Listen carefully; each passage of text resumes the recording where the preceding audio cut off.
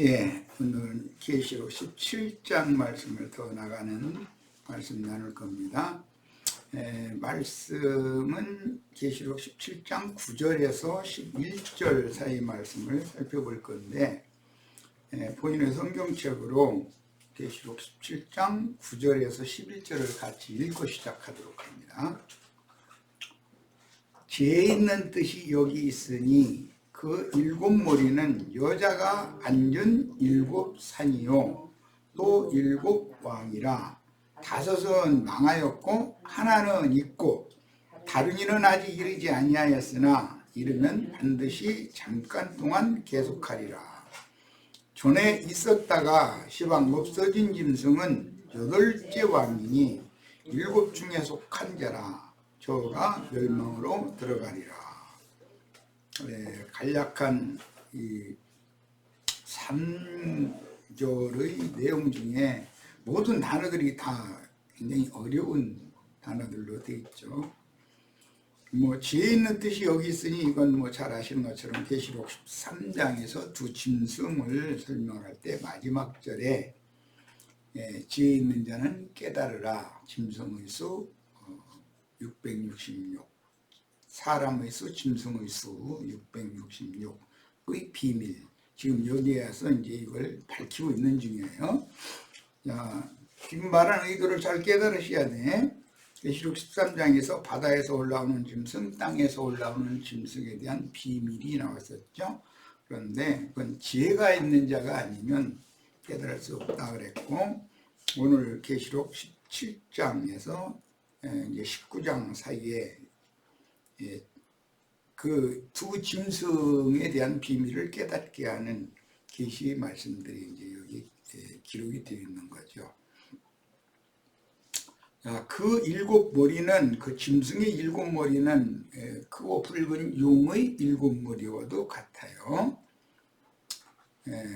용이나 짐승이 뿔이 열이고 머리가 일곱이다 그랬죠. 그러니까 일곱 머리, 그 다음에는 당연히 열 뿔 이야기로 이제 계시가 이어지겠죠. 그 일곱 머리는 여자가 앉은 일곱 산이요 그랬어요. 일곱 머리는 또 여자가 앉은 산이다 이렇게 표현을 했어요. 산이란 건 교회를 말하는 것이니까 계시록에서는 아시아에 있는 일곱 교회들이 여자가 앉은 일곱 산이다라는 것을 알 수가 있어요. 그 다음에 또 일곱 왕이라. 일곱 산이라는 것은 하나님과 구속하신 하나님의 백성들이 함께 만나는 에덴 동산에서부터 시작된 말이라는 건 여러 번 내가 말씀드렸고, 그것은 현실적으로는 교회이다라는 거예요. 그 다음에 또 일곱 왕이다 그랬는데, 일곱 왕은 일곱 머리와 같은 거니까 우두머리, 으뜸, 어떤 무리의 지도자 그런 뜻이고, 그런데 이제 그 중에 지금부터 이제 비밀이 나오는 거예요. 다섯은 망하였고 다섯은 이미 없어졌고 그 말이죠. 그러면 일곱 교회의 우두머리, 으뜸 인도자들에 대한 비밀이 그 두 짐승이 박해하는 주님의 교회이고, 그 짐승이 자기 보좌를 세우면 그게 일곱 머리가 세워지는 것이고, 그런데 그 중에 다섯은 망하였다 그러니까 이제 일곱 교회를 이제 처음부터 한번 계산해 봅니다. 에베소, 서머나, 버가모, 두아디라, 사대까지가 다섯이 되겠죠. 이것은 이미 지나간 거다, 없어진 거다, 또는 망했다고 그랬으니까 그 교회의 우두머리들은 이미 지나간 왕들이고, 하나는 있고, 그러니까 현재 여섯 번째 것이 있으니까 필라델피아 교회의 사자가 현재 있는 중이죠. 그 사자는 당연히 지금 현재 반모섬의 유배당에 있는 요한이에요. 다른 이는 아직 이르지 아니하였으나 그럼 이제 일곱 번째는 마지막 교회 라오디게아 교회죠. 라오디게아의 사자가 요한이 생전 시에는 아직 이르지 않았다는 거예요. 요한의 생전 시에는 필라델피아 교회의 사자가 요한이니까 지금 그걸 염두에 두시면 되겠어요. 다른 이는 아직 이르지 아니하였으나 일곱 번째 라오디게아의 지도자는 아직 이르지 않았다는 거예요. 이르면 반드시 잠깐 동안 계속하리라. 라오디게아 교회의 수명은 좀 짧다는 걸 알 수가 있죠. 이미 아시아에 있는 일곱 교회를 강론할 때 이 얘기 했었어요. 그 다음에 전에 있었다가 시방 없어진 짐승은 그러니까 다섯이 없어졌죠. 망한 다섯. 짐승은 여덟째 왕이다. 그 다섯 중에서 하나님께서 금하신 모든 금하신 조항들을 다 가지고 나오는 어떤 자가 나올 거다라는 거예요.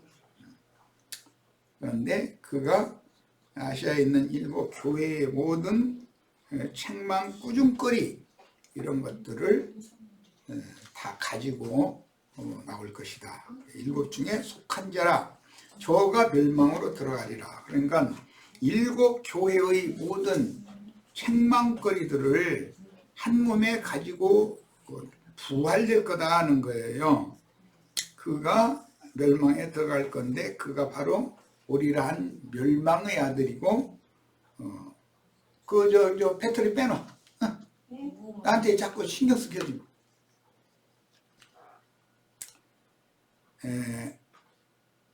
지혜 있는 뜻은 조금 전에 설명한 것처럼 일곱 교회의 비밀, 일곱 교회 중에 바다에서 올라온 짐승과 땅에서 올라온 짐승이 어떻게 우두머리들이 되어져 가지고 지배하게 될 것인가, 이걸 깨닫는 게 비밀이라는 것이죠. 그 다음에 세상 나라 짐승인 바다 짐승의 열 뿔들과 영적 짐승인 교회의 일곱 머리들, 곧 땅에서 올라오는 짐승의 비밀과 주님의 교회가 타락하여 큰 음녀 교회가 된 비밀을 바르게 깨닫고, 어미 음녀가 있고 이제 타락하면 두 딸 음녀가 이제 세부적으로 어미 음녀를 이루고 있게 되는 거예요. 첫째 부활에 참여하는 하나님의 후사들이 되려면 지혜와 계시의 영께서 하나님의 경륜을 깨닫게 해주셔야 됩니다. 계시록 지금 말하고자 하는 것은 교회들에 대하여, 교회들을 위하여 주님께서 사자를 요한에게 보내가지고 이 모든 말씀하신 것이니까 계시록 1장에서 22장까지 전체의 내용이 교회들을 위한 내용이다 라는 것을 기본 원리로 좀 말씀하는 거예요.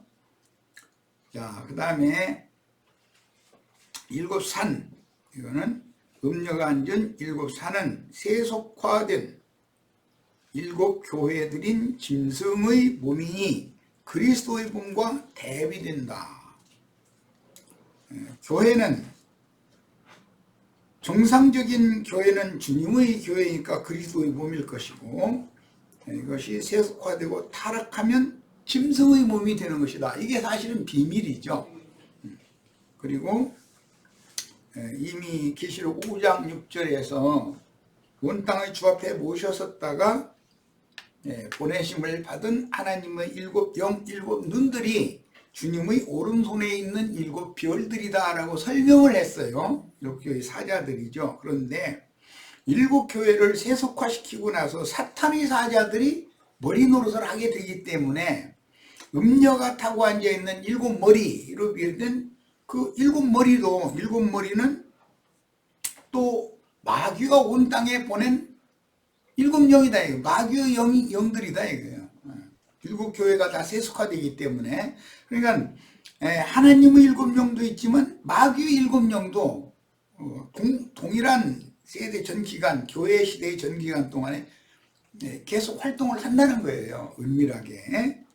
양편에서 사자들을 보내서 지옥 자식들은 사단의 사자들이 불러 모을 것이고, 천국의 자녀들은 그리스도의 증인들이 또 불러 모을 거단 말이에요. 양편에서 지금 계속 그 싸움을 하는 거예요. 그런데 이제는 끝낼 때가 왔다 이런 말이죠. 전쟁이 이제 끝날 때가 온 거죠.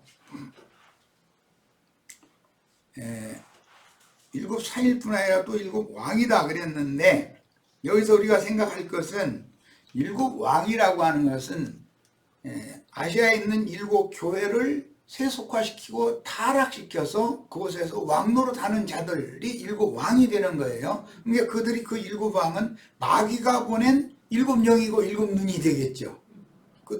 그들도 하나님의 성령을 받았다 그렇지만 사실은 그게 마귀의 영을 받은 것이거든요.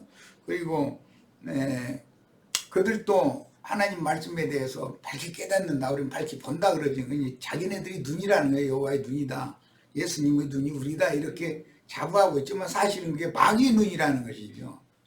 헛것 보게 만드는 것이죠. 이게 참 비밀이죠. 그러니까 가룟 유다와 헤롯 왕처럼, 그것은 이제 팔레스타인 땅에 인자 예수가 임했을 때 인자 예수를 죽이는 일에 쓰임을 받은 사람이 대표죠.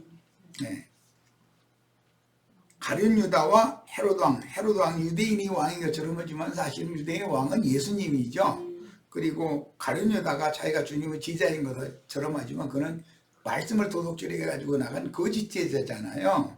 그러니까 이 가룟 유다와 헤롯이, 가룟 유다는 종교적인 머리가 되는 것이고 헤롯은 정치적인 이스라엘의 왕이니까 그때 당시 이걸 생각하셔야 돼요. 이건 표상이죠. 이제 계시록 세상 끝에는 이것이 온 지구상에 이루어져야 되니까 팔레스타인 땅에서만 이루어지는 것이 아니고, 그러니까 이제 거짓 선지자들도 온 지구상에 있는 거짓 선지자들을 확대 해석이 돼야 되고, 팔레스타인 땅을 다스리는 헤롯 왕이라는 이 사람도 온 지구상에 이루어지면은 온 세상 나라의 뿔들이라고 하는데 이제 정치적인 지도자들을 염두에 둬야 된다는 거예요.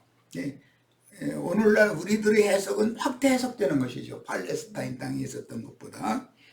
가룟 유다와 헤롯처럼 일곱 교회의 변질된 종들인 사탄의 사자들은 큰 음료의 일곱 머리이니, 이 말을 잘 이해하셔야 됩니다. 주님의 오른손에 있는 일곱 별들도 있어요. 온 땅의 주 앞에 모셨었다가 보내심을 받은 하나님의 일곱 영들도 있어요. 하나님 일곱 눈들도 있지만 반대로 마귀의 일곱 영, 마귀의 일곱 눈들이 있단 말이야. 이게 비밀이라는 거예요. 이게 두 음료도 비밀이지만 두 남자와 두 여자는 다 비밀인 것이죠. 이게 주님의 오른손에 있는 일곱 별들인 온 땅의 주 앞에 모셔섰다가 열린 작은 책 말씀을 받아먹고 다시 보내심을 받은 하나님의 일곱 영, 일곱 눈을 대적하는 사탄이 보낸 사탄의 사자들인 마귀의 일곱 영, 일곱 눈들이 은밀하게 온 세상에 활동을 한다. 그러면 그 마귀의 일곱 영, 일곱 눈들은 남자 입장인 것이고, 많은 물에 앉은 큰 음녀는 그 간부들과 음녀가 지금 가는 관계에 있는 것이다 말이에요. 영적으로 하나님의 눈으로 올 때는. 그리고 그리스도의 종들인 온 땅에 보내심을 받은 하나님의 일곱 영과 하나님의 일곱 눈들과 그 영과 신부가 오라 하는 것으로 큰 성 바벨론에 있다가 사로잡힌 종 신분에서 나와서 자유자의 신분이 되어져 가지고 그리스도의 종들과 동역해서 그리스도의 몸을 세우는 어떤 우리가 비밀이다 이 말이에요. 양쪽이 다 이게 비밀인 거예요. 주님의 교회도 비밀이지만 마귀가 주님의 교회를 세속화시켜서 자기 것 삼는 것도 이것도 비밀인 거예요. 다섯 왕들을 또 다섯 산들이 망하였다 하면 에베소, 스무나, 버가모, 두아디라, 사대, 이게 다섯 교회죠. 사자들까지 이미 사탄이 점령해버렸다는 뜻이다. 그리고 하나는 있다라는 뜻은 필라델피아 교회, 여섯 번째 교회는 필라델피아 교회니까 이것은 요한이 필라델피아 교회의 사자죠.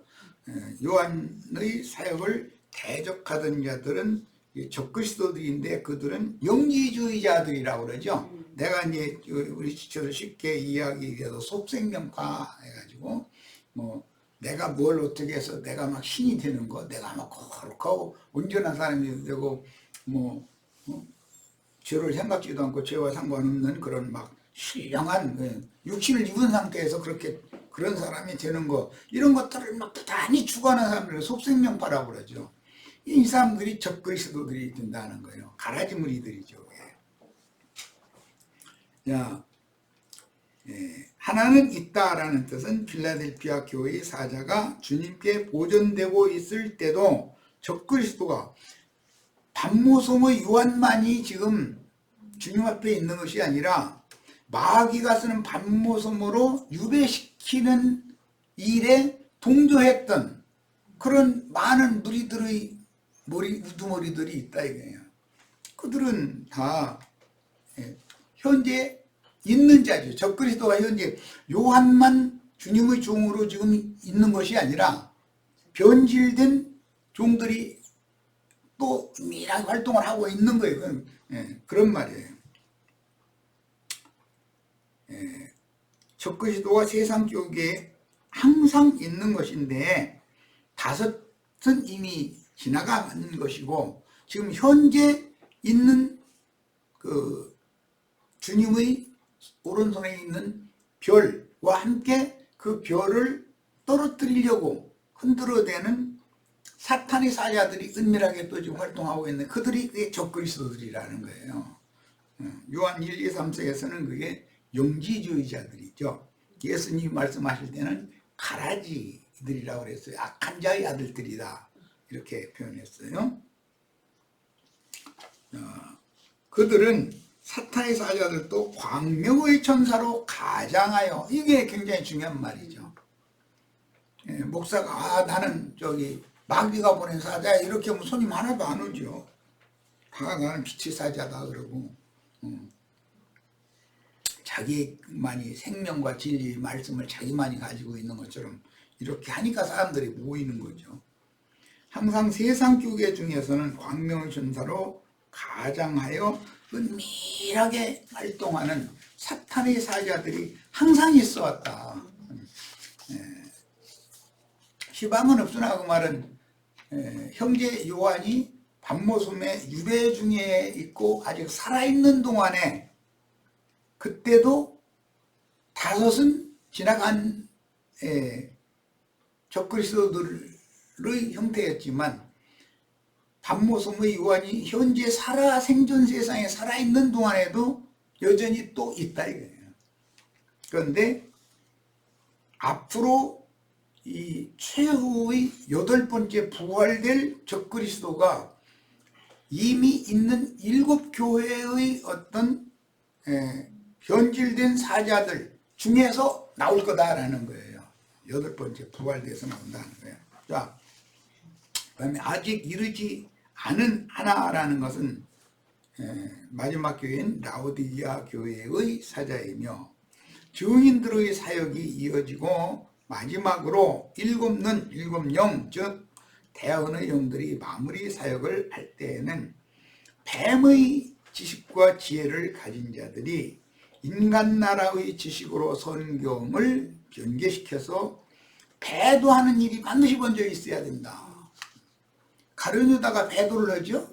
그런 일이 세상 끝에 반드시 있어야 된다. 그런 세상 끝에는 개인이 아니겠죠. 가룟유다의 영이 임한 어떤 온 지구상의 말씀 가르치는 사람들에게 임하겠죠. 당연히. 자, 그때 일곱 머리와 열 뿔들을 대표하는 여덟 번째 왕이 일곱 교회밖에 없는데 여덟 번째 왕이 나온다는 건 일곱 교회 중의 모든 회개하라고 주님이 이런 것을 하라는 거, 이런 것을 않고 하지 말라는 것을 또 하고 이렇게 하는 그런 대적하는 영을 모두가 가진 거예요. 모든 교회들이거든 부정과 비리와 뭐 주님이 싫어하는 이런 모든 것들을 한 몸에 다 가지고 나오는 거예요. 이제 이것이 세상 끝의 교회의 모습이다. 세상 끝의 교회의 모습은 라오디게아 교회가 끝이 아니죠. 여덟 번째 왕이 지배하는 이상한 교회가 나온다는 거지. 오늘날 현대의 세상 교회가 어떤 상태인지를 잘 생각하셔야 돼. 그러니까 자, 가룟 유다의 영이 일곱 번째로 교계에 나타나서 배도하는 일이 반드시 먼저 있어야 돼요. 있을 것이며 여덟 번째 짐승이 나타나서 음료의 편을 들어 증인들과 동역하는 장자교회를 박해하고 피를 흘리는 악행을 저지르며 정치 권력을 신으로 숭배하는 세력의 신이다 이랬어요. 숭배하는 짐승나라의 정부에 대하여 비협조적인 음료를 미워하여 벌거벗기고 불사르는 일을 할 건데 그게 일곱 머리와 열 뿔의 그 대표자인 소위 말하는 적그리스도 멸망의 아들이다 이 말이에요. 불법의 사람 멸망의 아들. 이 교회 시대의 끝에 온 세상 교회는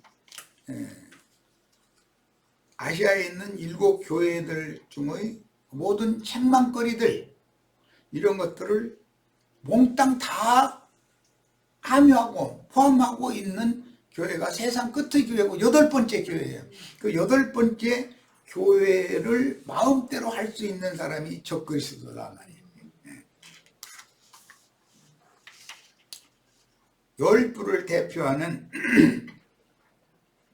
바다, 세상을 말하는 거예요. 거룩한 산, 교회를 말하는 거예요. 바다와 거룩한 산 사이에 장막궁전을 세울 적그리스도에는 바다와 거룩한 산 사이에다 장막궁전을 세운다. 이게 구약성경의 예언인데 이것은 세상과 교회 사이에 양다리를 딱 걸친다 하는 것이죠.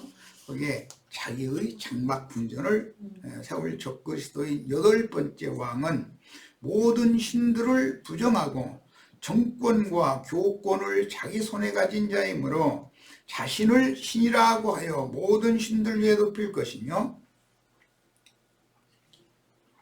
증인들 곧 대언의 영들과 함께 싸우는 어린 양과 어린 양은 주님이 보낸 증인들과 함께 하시면서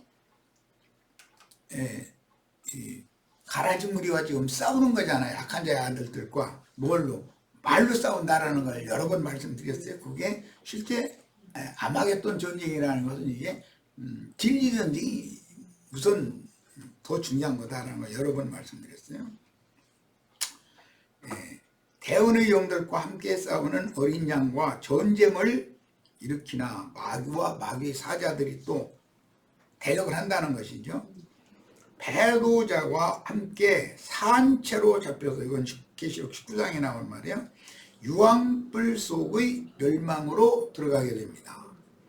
이민 정책과 종교의 자유를 내세우며 로마교와 개신교계뿐 아니라 세상의 모든 종교를 받아들인 미국의 짐승 정부는 미국 백악관에 앉아 계신 분이 짐승나라를 대표할 수가 있죠. 러시아의 크렘린궁에 앉아 있는 사람이 짐승 정부를 대표할 수 있는 거잖아요.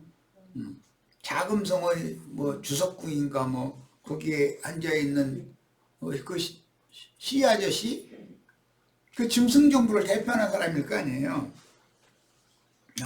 그런데 미국도 하나님 보실 땐 세상 나라는 전부 짐승 정부인 거예요.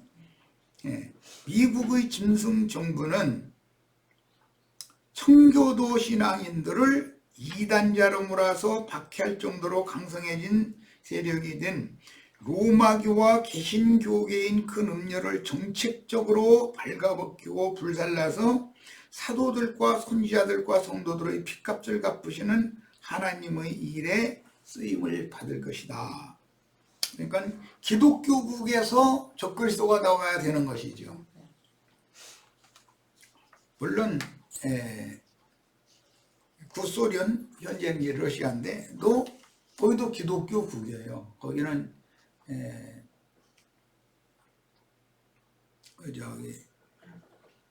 저기 정교회 기독교국이죠.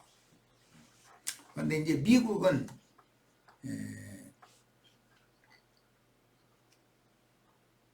청교도들의 신앙을 이어받은 영국의 형제회 사람들이 로마교와 영국의 성공회의 박해를 피해서 달아난 것이 신대륙 미국이었었어요. 그들이 가서 미국이라는 나라를 세웠어요. 그런데 그들이 미국이라는 나라를 세우는 것도 무력으로 세웠죠. 인디안들을 다 몰아내고 자기네 나라의 정부를 세웠으니까. 7 왕족들 중에서 올라온 8번째 왕인 적그리스도는 과거 히틀러나 크고 붉은 용의 나라, 용나라를 대표하는 중국이죠. 중국은 뭐든지 색깔, 국기든 무엇이든 보면 다 빨간색을 좋아해. 그런데 공산주의라고 하는 소련은 깃발이든 무엇이든 다 또 빨간색을 그렇게 좋아해. 북한도 공산주의니까 심지어 우리나라 사람들이 북한 보고 뭐라고 하냐면 너는 빨갱이다 그러잖아요. 색깔이 빨갛다 해가지고 그 붉은색을 그렇게 좋아해. 그 세상 나라에 돌아가는 이치가 너무 놀라워요. 색깔 가지고도 어떤 색을 선호한다는 게 그게 이제 주님의 평화의 색이 아니고 그건 이제 다른 색이다 그랬는데 그거는 참 신기한 일이죠. 어떤 색깔 가지고도 어떤 정신을 대변한다. 그 뭐 세상 나라 우리나라도 극우주의자들과 극좌주의자들은 하늘색, 청색을 막 잠바 같은 거 입고 막 선거운동으로 다니고 극우주의자들은 빨간색 잠바를 이렇게 입고 이러고 또 선거운동하러 다니면 저 사람들의 사상이 어떻다는 걸 대변하는 것이거든 그게. 그러니까 실제 빨갱이들은 극우주의자들이죠 우리나라에서는. 7 왕족들 중에서 올라온 8번째 왕인 적그리스도는 과거 히틀러나 크고 붉은 용의 나라인 중국이나 소련 보고 붉은 군대의 나라라고 그랬었죠. 붉은 군대의 나라 지금은 이제 러시아예요. 또 북한. 북한도 툭 하면 뭐 방송 연설하는데 그 이상한 아줌마 목소리 이상하게 내는 분 나와가지고 한 소리 들으면 붉은 적이 돼. 그 사람들은 적이 돼. 붉은 그것을 꼭 넣거든. 이 공산주의자들은. 붉은 용의 나라들과 손잡은 회교국들 제3세계라고 하는 회교국들은 그 적색 국가들과 손을 잡지 청색 국가들과 손을 잡지 않습니다. 이렇게 해서 사실은 공산주의, 자본주의, 그 회교주의 이 3대 세력이 전 세계의 정신세계를 지배하고 있는데 회교주의는 붉은 색깔 사람들과 손을 잡지 이 미국, 영국 뭐 이런 그 EU라고 하는 서방 세계 사람들과는 손을 잡지 않습니다. 이런 것도 참 이상하죠. 그런데 이렇게 해가지고 온 우주의 그 정신세계의 세력권을 팽팽하게 지금 서로 밀고 당기고 하게 만들어 놓으셨단 말이에요. 하나님이나 우주의 역사의 주인이고 하나님이나 일을 하실 수 있지 누가 이렇게 하겠습니까? 그런데 회교국들이 기독교를 미워하는 것보다 그 고란경 믿는 사람들이 모세오경을 믿는 사람들이거든요. 그런데도 그 사람들은 기독교를 그렇게 아주 그냥 막 이를 갈고 막 싫어해요. 북한과 남한이 서로 이를 갈고 싫어하고 남한 손바닥 많은 나라 중에서도 그 극우주의자들과 극좌주의자들이 막 서로가 이를 갈고 막 이게 미워하는 것처럼 세계적으로도 그렇다 이거예요. 세계적으로도. 왜 그러는가 이거든. 즉 정신세계가 서로 부딪히기 때문에 그런 것이다. 공산주의 사람들과 자본주의 사람들이 정신세계가 같다면 쉽게 통일이 되겠죠. 그런데 그 정신세계가 서로가 극과 극이기 때문에 부딪힐 수밖에 없는 거죠. 이게 큰 음료의 그 간부들에 대한 이제 말씀을 지금 추구하는 것이 중심이기 때문에 구약 성경에서 제일 이해하기 쉽도록 표현이 된 호세아서 1장, 2장 말씀을 나눌 겁니다. 자, 호세아서 다 같이 펴도록 합니다. 본인의 성경으로 다 호세아서를 펴니다.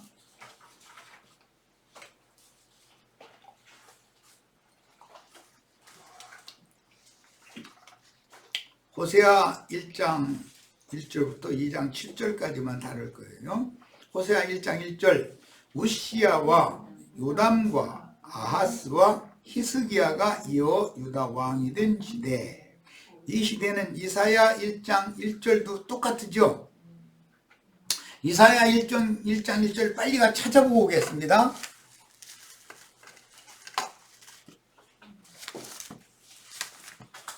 호세아가 사역하던 시대를 지금 성경이 첫 절에 이렇게 기록을 하고 있기 때문에 그 시대 배경을 조금 설명을 해야 되기 때문에 이걸 좀 읽자고 한 거예요.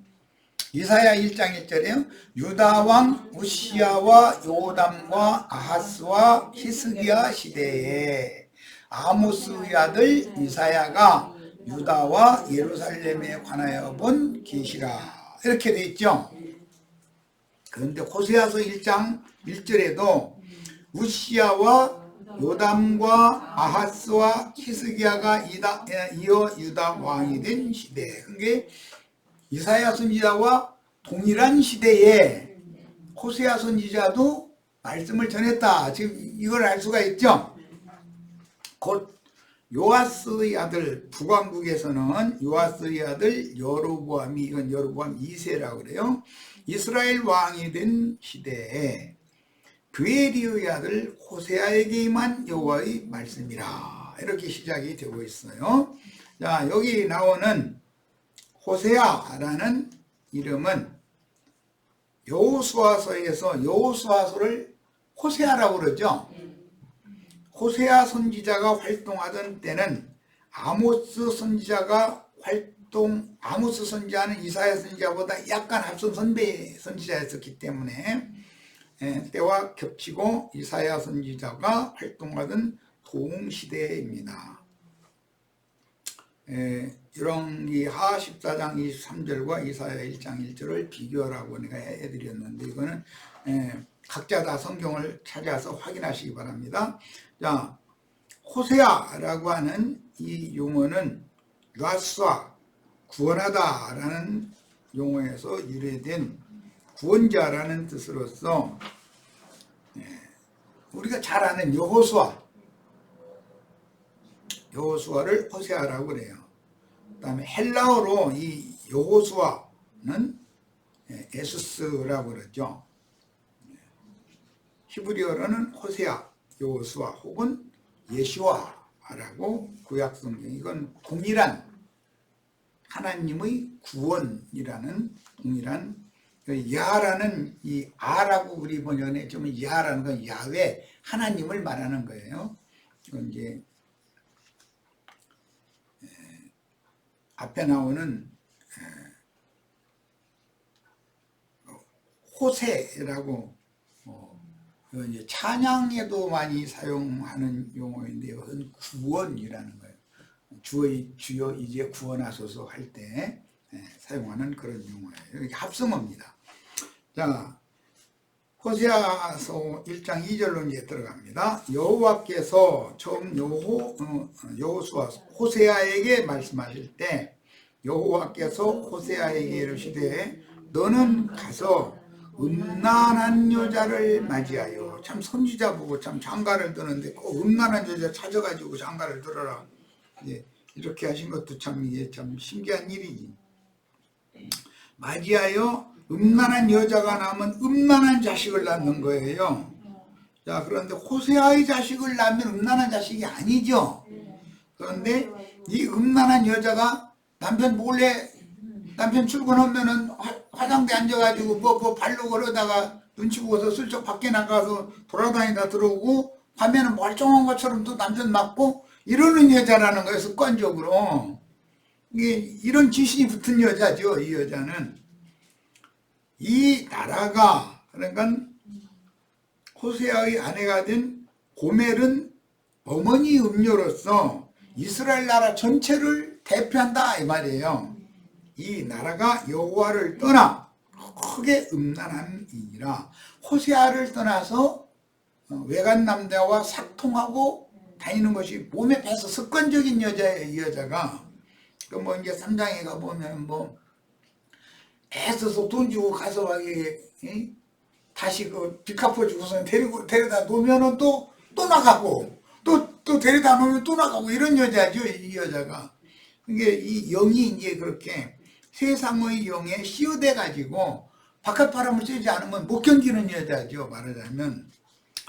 자, 성경은 이스라엘의 왕이나 대사제나 선지자는 하나님을 대표하며 그들의 아내는 이스라엘 나라를 대표하므로 이스라엘의 선지자 호세아는 이스라엘의 하나님을 대표하며 호세아서에서 이런다 이 말이에요. 호세아의 아내 된 고멜, 음녀인 고멜이라는 여자는 하나님의 대필인 이스라엘을 대표하는 것이다. 호세아와 고멜은 하나님과 이스라엘의 관계를 표상으로 보여주는 부부다 이런 말이에요. 자, 3절 이에 그가 가서 호세아가 이제 음란한 여자 찾아다니가 음란한 여자 만나고 장가들어라 그러니까 이제 음란한 여자한테 갔겠죠. 그가 갔다는 호세아가 디블라임의 딸 고멜을 찾아내 가지고 맞이하였어요. 그러니까 사사기에도 보면은 삼손이 이 음란한 여자를 그렇게 좋아해가지고 찾아다니다 그 여자 혼인하는 얘기가 나오죠. 이건 뭔가 지금 성경이 암시하고자 하는 의도가 있다는 걸 알 수가 있죠. 고멜이 임신하여 아들을 낳음에 여호와께서 호세아에게 이르시되 그의 이름을 이스르엘이라 하라. 이 이스르엘이라는 말은 인명도 있고 여기서는 인명이에요. 지명도 있죠. 팔레스타인 땅의 이스르엘이 있어요. 이스르엘이라는 용어는 하나님께서 파종, 씨를 뿌렸다 그런 뜻이에요. 그러니까 호세아와 혼인을 해서 호세아의 씨를 받은 여자가 고멜이죠. 지금. 예. 고멜이 첫 아들을 낳은 것은 호세아의 아들이에요. 하나님의 아들이에요. 자, 하나님이 씨를 뿌려가지고 낳은 아들이니까 그게 이스르엘이에요. 맏아들은.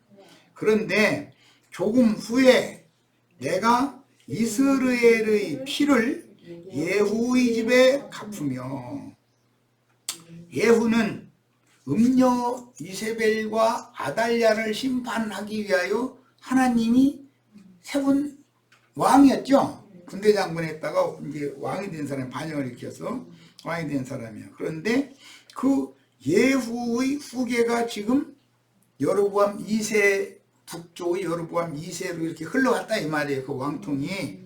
그랬는데 여로보암 2세 때가 북쪽의 상황으로 보자면 국세가 가장 강력하던 때예요. 그러니까 뭐가 강력하고 잘 되면 겸손해져요, 교만해져요? 네, 그것 때문에 자긍하고 교만해진 것 때문에 이건 가만 놔두면 안 되겠다 싶을 정도로까지 교만해진 거예요, 이제. 네. 그러니까 그 예후의 집에다가 이스라엘의 피를 갚는다라고 그랬는데 이것은 하나님의 씨뿌림을 받아서 진리의 말씀으로 난 자들을 박해했다 이거예요. 자, 이것은 이제 대표적으로 엘리야의 후계자인 엘리사와 또 그 후계자들을 박해한 이제 그 죄값을 무지한 선지자들의 피를 흘린 죄값을 내가 찾아내겠다 이거예요. 말하자면 하나님이. 그래서 예후의 집에 이스라엘의 피를 갚겠으며 이스라엘 족속 나라를 폐할 것입니다. 이랬어요. 그러니까 하나님의 씨로 난 자들은 결국은 원수 대적들에 의해서 박해를 당하고 그 원수는 박해한 그 피값은 하나님이 갚아주시게 된다. 이제 내용이 이런 거예요. 자, 호세아의 아내인 고멜이라는 용어는 창세기의 10장에 보면 야벳의 아들이 고멜이죠. 고멜과 그 후예가 번성해 나간 것이 창세기 10장 2절로 3절에 나와 있죠. 자, 그런데 이 고멜이라고 하는 동일한 이름이 호세아의 아내의 이름이었어요. 그러니까 이것은 생육 번성과 관계가 있어요. 고멜이라고 하는 여자는 이제 북이스라엘은 호세아의 자식이 아닌데 호세아의 자식처럼 형식상으로 이렇게 한 많은 자녀를 생육 번성을 하는 특징이 있는 거예요. 그래가지고 뭐 이제 저 뒤에 나가면 북이스라엘 나라의 그 국민들의 수가 비록 바다의 모래와 같이 많게 된다 막 이렇게. 그런데 그게 다 호세아의 자녀들이 아니죠. 호세아의 씨로 난 자녀는 이스라엘 한 사람밖에 없는 거죠. 이 사람은 박해받고 죽은 사람을 대표한 이름이에요. 이 고멜이라는 이름은 가마르라고 하는 끝나다, 그것을 완성하다, 어떤 일을 추진하다가 실패가 돼서 끝내버린다. 이제 그런데도 사용하는 그런 어근에서 나온 표현이에요. 고멜이라는 사람은 뭔가를 끝내는 사람이라는 것을 알 수가 있어요. 그런데 그 특징은 생육 번성이 잘 된다는 거. 이게 특징이에요.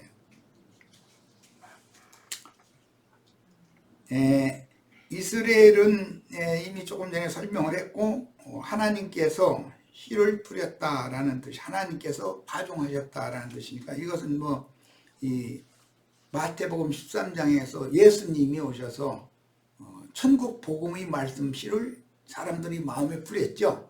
예. 그런 것이 그 씨를 뿌리는 그분이 이스라엘이란 말이에요. 그런데 그는 대적에게 박해받고 피 흘려서 죽게 돼 있다. 그런데 그 피값은 하나님이 갚아주는 거예요, 이제. 네.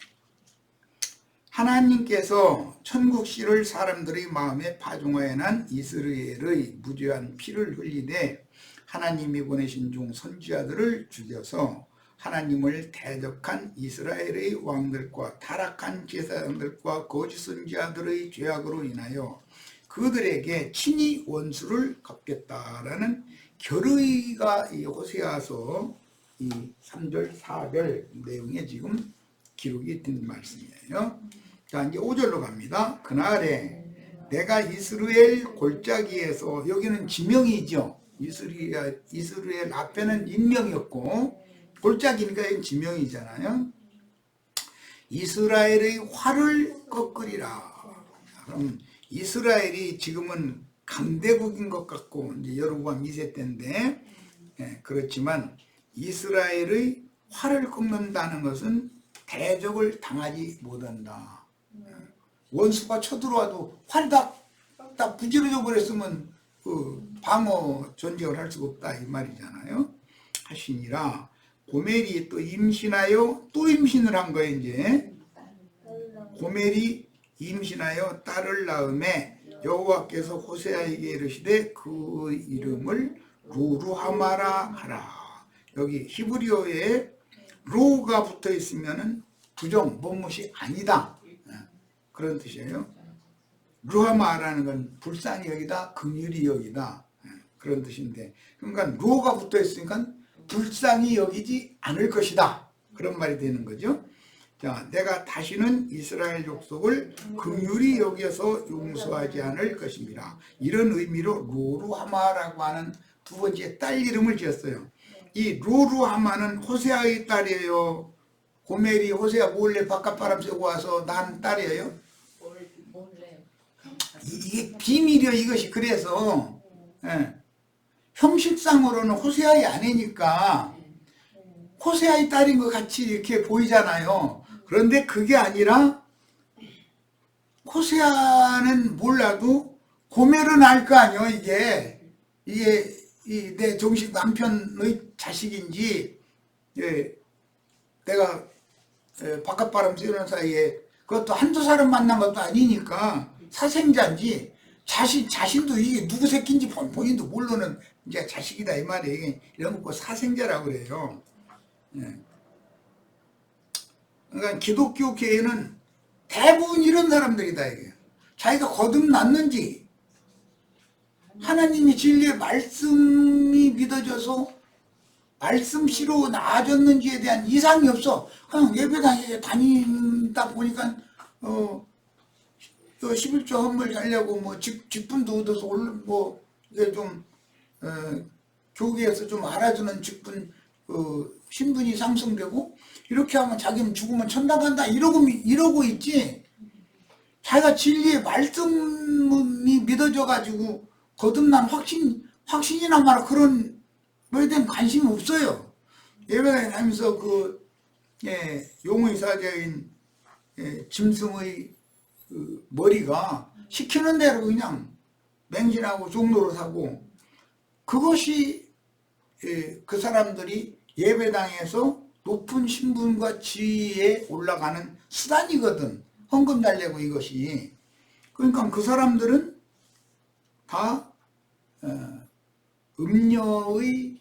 애미음녀의 딸들이니까 로루하마인 것이죠. 하나님이 그들을 불쌍히 여기거나 절대로 용서해 주지 않는다 이 말이에요. 언제? 끝날에는 곡식과 가라지를 당연히 분별할 거 아니에요. 거짓 지지자들 싹 골라내가지고 단으로 묶어서 꺼지지 불에 집어 던지고 일 거 아니에요. 이 얘기란 말이죠.